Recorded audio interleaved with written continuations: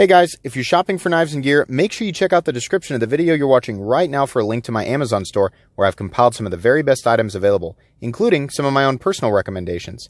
Thanks! What's going on YouTube? Metal Complex here, and today I've got a really special unboxing to share with you guys. As you can see, I've got another Hinderer. This is, in many ways, this is just my next Hinderer. If you guys, if you're familiar with my channel, you'll know that I generally purchase a Hinderer, I enjoy it for a while, and then I sell it, and I get another one. And I've been doing that for a long time. I've owned over 25 different Hinderer knives. 17 or so of them have been either XM18s or XM24s. I just love them. And, I can't really afford to keep every single one. I wish I could, but I can't. So I just buy what's interesting, and then when I'm ready to move along, I do. So I've done that here, but the story behind this one is interesting. I've already been in here. I've already taken a look at it. And truthfully, you guys aren't missing anything because what's in here has actually been shown on the channel before, and I personally have experienced it many times. So there's not going to be any sort of brand new organic reaction to it. So back right to kind of around the time that Gen 6 came out, I thought, okay, there are a bunch of different blade shapes that I really want to try. I want to try the Harpoon Spanto in a Gen 6. I want to try a slicer. I want to try a spear point. I want to try, a fatty Spanto, and any weird exclusive blades that come out. And most of those I have tried. Except for the Spanto, but I've owned the Spanto more times than any other blade shape. So I thought, well, if I go through all those and they're just not exactly what I'm looking for, they don't give me that spark, right? Then, that's fine. I'll pick up a Spanto because those in the 3.5 inch, they're always available. And I enjoyed all of them. I even got to experience a non-flipper for a while, and different ones kind of, I thought were better or worse. My best experience with the newer Gen 6s honestly was with the non-flipper spear points. That one was excellent. And also the Gen 6 3.5 inch slicer. I really enjoyed that one. In fact, that's the one that I refer to as the peak Excalibur. But I had always been holding out. This whole time I had thought the one that I'm going to end up with is the one that I really, really want, despite it not being, the shape that I want, or the shape that I would consider ideal for cutting performance in a Hinderer. And that was the Fatty Spanto. I owned a Fatty Spanto in Gen 4. I purchased it as a user off the secondary market. I got a great price on it, and I loved that knife. I loved it. Don't know why I ever let it go. But I found that I missed it, and I've experienced many of the same blade shapes multiple times, and I thought, man, if they ever make a Gen 6 tri-way Fatty Spanto, I will jump on that. I'll put my titanium scale on it because the 3.5 inch standard thickness titanium scales fit on the 3.5 inch Fatty. I don't know if you guys know that. I got Scott Whittington. I asked him, I said, hey, any plans for a Gen 6 Fatty Spanto anytime soon? And he said, I have heard nothing about a Fatty Spanto in the works, right? Now, he's limited on what he can say, right, if there's something that is planned. But I took that as yeah, it's probably not going to happen anytime soon. Then I was hanging out on the collectors group. I know, you guys are like, oh, seriously, is he ever going to open this? I was on the collectors group, and I was talking about things that I wanted to see happen. Some stuff that I would really love to see come back. And Rick Hinderer himself actually chimed in and said, maybe we'll work on that. So I thought, okay, now I know exactly what I'm after.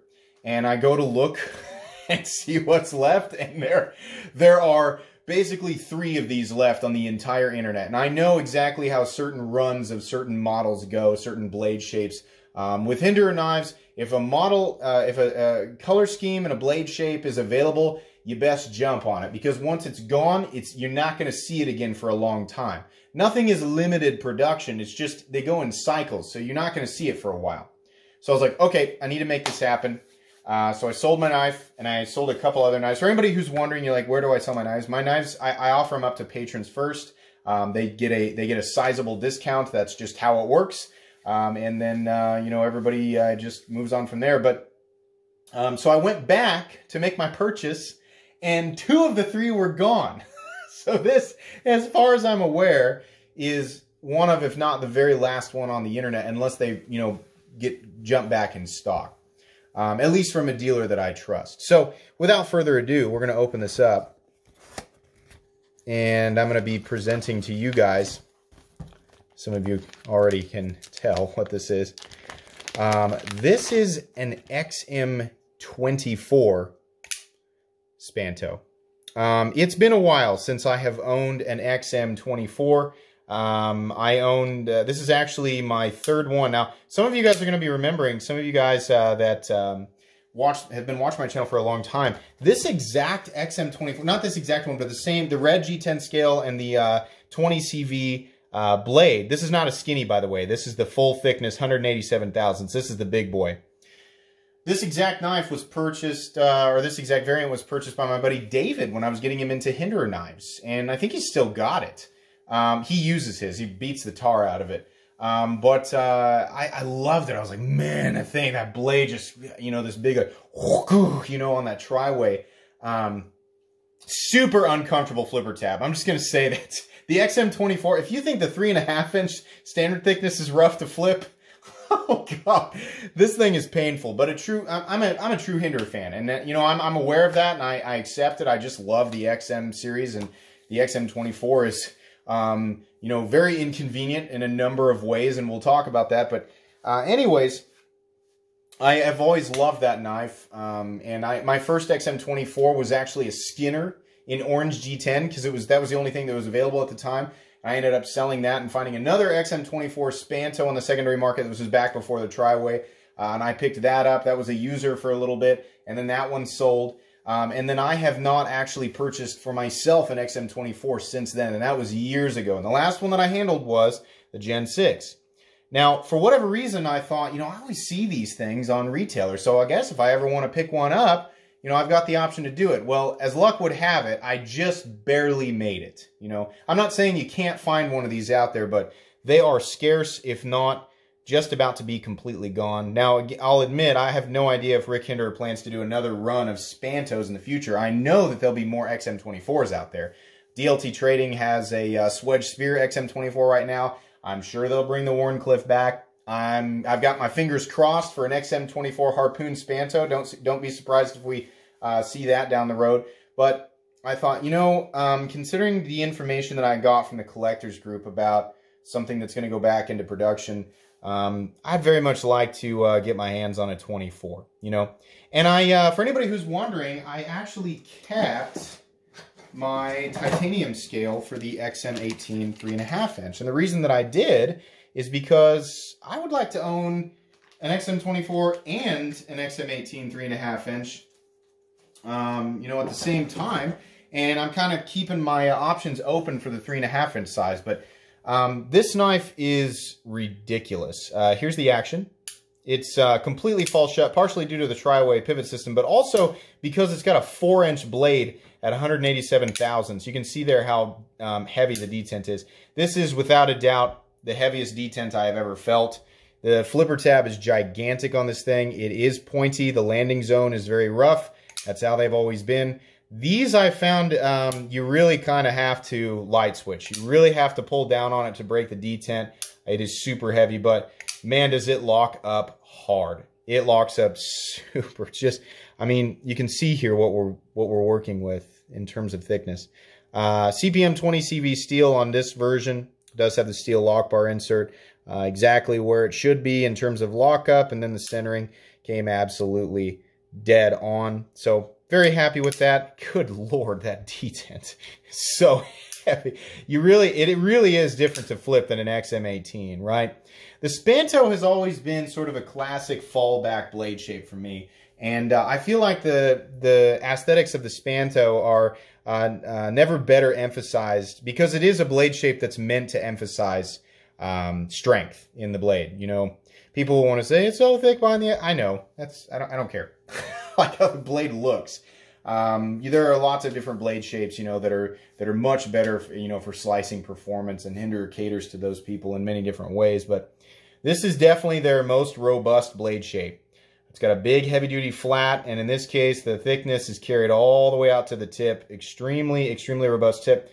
The best thing about the XM24 is the size of the choil. It is larger and deeper, I mean, you know, in terms of the I guess, the dimensions of the blade. So this is absolutely a choil that you can choke up on completely. Whereas the XM18 3.5 inch, especially with the flipper tab, you can't really get your finger all the way in there, but that's got a big, deep choil. I'm halfway tempted to buy a jade scale for this guy. For whatever reason, I'm very attracted to the natural G10, and I'd kind of like to see it on a 24. I've owned so many Hinderer knives with red scales, and I like it. It's cool. I'm happy with it. I like it a lot more than OD green and orange. No thanks. I'm not interested in those colors, or coyote, or flat dark earth. No, the browns and the greens and the orange, basically anything you might wear while you're hunting. Nope. I live in Kansas, so everywhere I look, it's covered in, you know, camo, right? Our stop signs are camo, our cars are camo, you know, our gas stations are camo, the roads are camo, everything's camo. I'm just kidding. I'm kidding about all that. But yeah, any Midwestern state or any place that's like big on hunting, everything's camo and orange. I get sick of it. I want to see some other stuff, right? So yeah, this is going to be a basically just a character on the channel that's going to pop out and just be this big ridiculous thing every now and then. No, this guy probably won't get used. I know people are like, that knife's made to be used, you have to use it. No, I don't. I can do whatever I want with it because I bought it.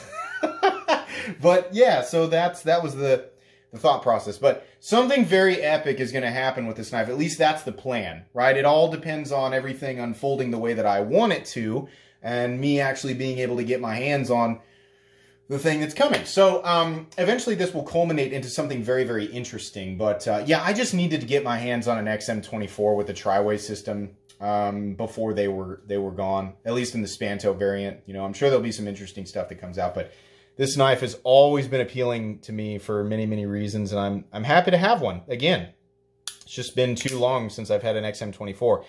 Anyways, guys, that was kind of a pointless video. I hope you at least found it mildly entertaining. Like I said, I did do a full review on this knife way back, so if you want to go check that out, you can. There won't be another review on this guy. It doesn't make any sense, but in any case, if you enjoyed this video, please leave a like. If you'd like to check out my other content, I do, of course, have lots of videos of knives that are either expensive or inexpensive that I do or don't like, so check those out. And if you enjoy all my content, go ahead and click on this metal complex logo right here and subscribe, because there's definitely more coming. Thanks again for watching, everybody, and have a great day.